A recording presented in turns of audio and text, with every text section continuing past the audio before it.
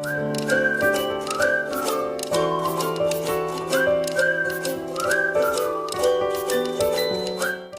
Friends, welcome to my YouTube channel marker point.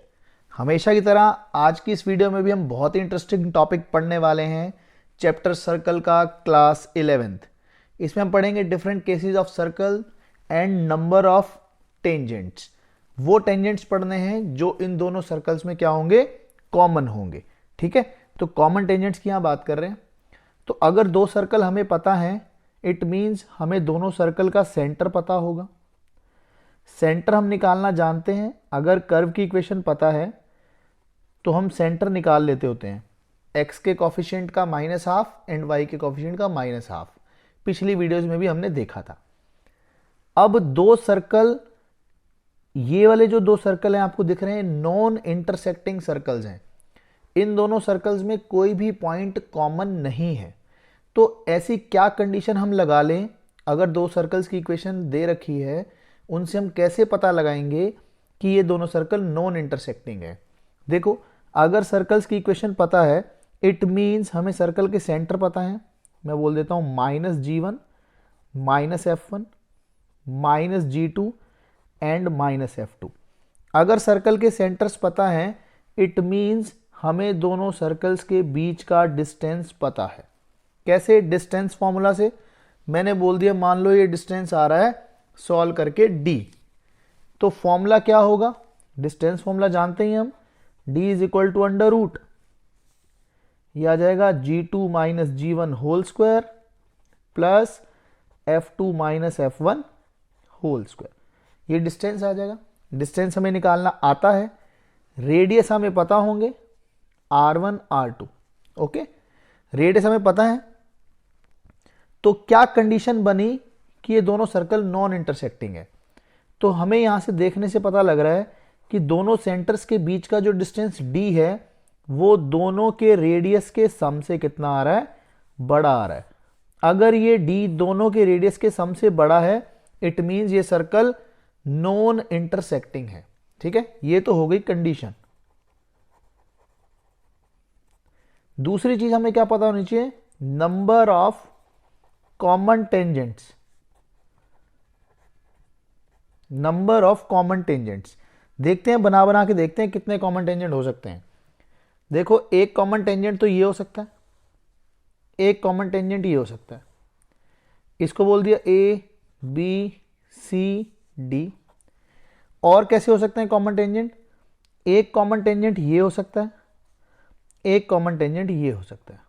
इसको बोल देते हैं E F G and H। तो आपको दो तरह के कॉमन टेंजेंट दिख रहे हैं।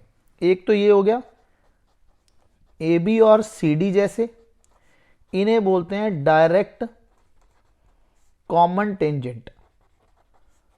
इन्हें डायरेक्ट कॉमन टेंजेंट क्यों बोलते हैं? क्योंकि इन दोनों टेंजेंट्स की सेम साइड पर हैं दोनों सर्कल के सेंटर।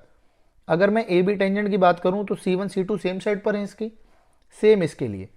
अगर मैं EF और GH की बात करूं, EF और GH जो हैं, ये हैं ट्रांसवर्स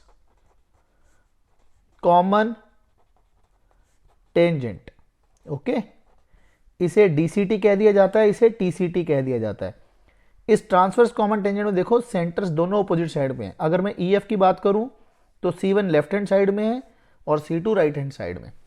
तो देखने से हमें पता लग रहा है कि दो तो हैं DCT और दो हैं हमारे पास TCT। तो टोटल नंबर ऑफ टेंजेंट्स कितने हो गए हमारे पास? 4 टेंजेंट्स हो गए। तो कंडीशन एक तो ये है कि D जो है वो ग्रेटर देन R1 + R2 होगा और नंबर ऑफ टेंजेंट्स कॉमन कितने होंगे? 4। ये हो गया हमारा केस नंबर 1। केस नंबर 2 में हम क्या स्टडी करेंगे? ये दोनों सर्कल पास आ गए और एक दूसरे को एक्सटर्नली टच कर रहे हैं। देखते हैं उसकी कंडीशन क्या है। केस नंबर 2 देखो, अब दोनों सर्कल एक दूसरे को एक्सटर्नली टच कर रहे हैं। ओके, तो सेम केस है, दोनों के सर्कल्स के सेंटर पता है हमें, C1 एंड C2 दोनों के सेंटर्स पता है। इट मीन्स हमें दोनों सर्कल्स के बीच का डिस्टेंस पता है। और हमने क्या माना था distance? Small d। C1 C2 is small d। अगर दोनों सर्कल की इक्वेशन पता है तो दोनों के हमें रेडियस भी पता होंगे। ओके, तो यहां पर कंडीशन क्या बन रही है, d इज इक्वल टू, ये जो टोटल डिस्टेंस है किसके बराबर है, r1 प्लस r2 के बराबर है। Here condition is d is equal to r1 plus r2। अगर दोनों सेंटर्स के बीच का डिस्टेंस दोनों के रेडियस के सम के बराबर होगा तो अब मैं बोल दूंगा कि दोनों सर्कल एक दूसरे को टच कर रहे हैं, और कहां पर, एक्सटर्नली टच कर रहे हैं। अब बात आती है नंबर ऑफ कॉमन टेंजेंट्स की। नंबर ऑफ कॉमन टेंजेंट्स कितने हैं, ड्रॉ करके देख लेते हैं।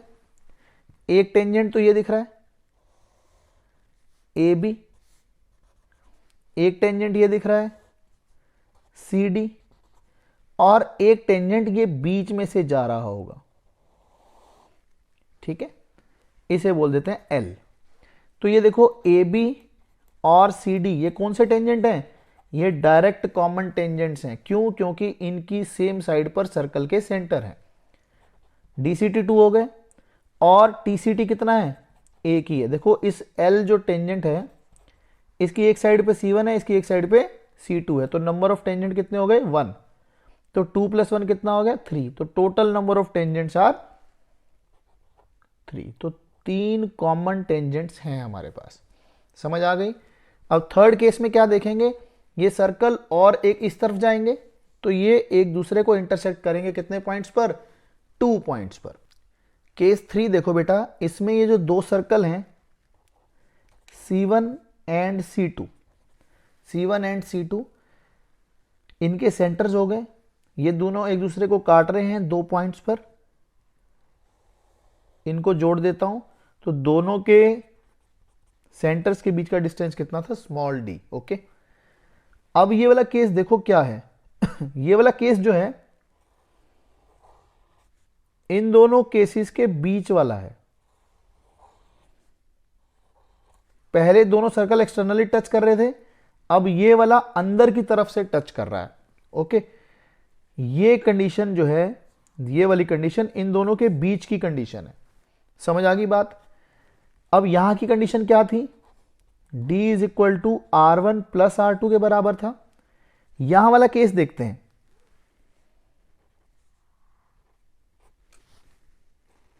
ये टोटल लेंथ कितनी है R1, ये लेंथ कितनी है R2। तो दोनों सेंटर्स के बीच का डिस्टेंस कितना हो जाएगा, R1 माइनस R2। ओके, तो अब क्या हो रहा है कि ये कंडीशन इन दोनों के बीच की है, तो इन दोनों के बीच का जो सेंटर्स का डिस्टेंस होगा d, वो होगा R1 माइनस R2 से बड़ा और R1 प्लस R2 से छोटा।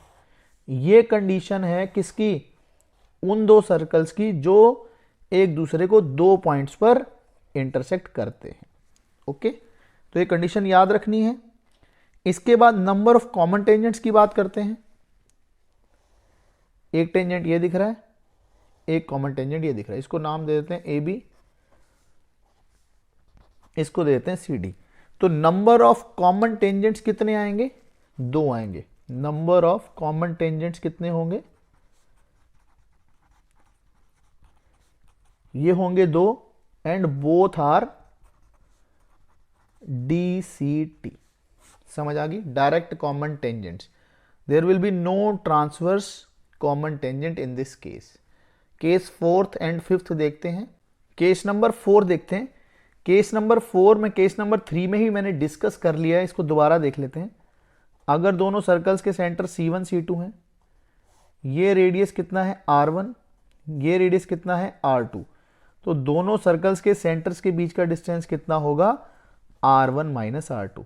अगर दोनों रेडियस का डिफरेंस दोनों सर्कल्स के सेंटर के इक्वल आता है तो हम क्या बोलेंगे, एक सर्कल दूसरे सर्कल को इंटरनली टच कर रहा है। Okay, number of common tangents कितने होंगे, इसमें कॉमन टेंजेंट एक ही होगा, ओनली 1 कॉमन टेंजेंट।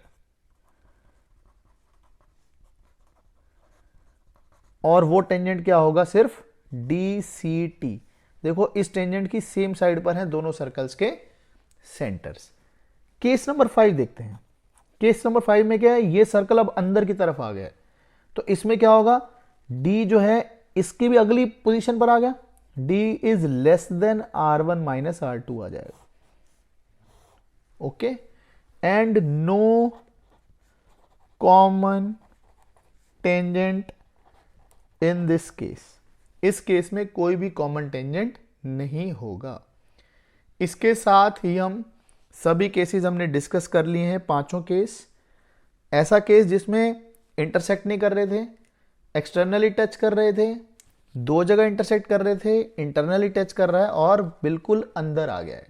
ठीक है, तो फर्स्ट केस में 4 कॉमन टेंजेंट थे, सेकंड में 3, थर्ड में 2, फोर्थ में 1 और फिफ्थ में कोई भी कॉमन टेंजेंट नहीं था। तो मैं होप करता हूं आपको ये वीडियो बहुत पसंद आई होगी, अच्छी लगी होगी। प्लीज़ लाइक करें और अपने फ्रेंड्स के साथ इसको शेयर करें। Thank you, bye bye.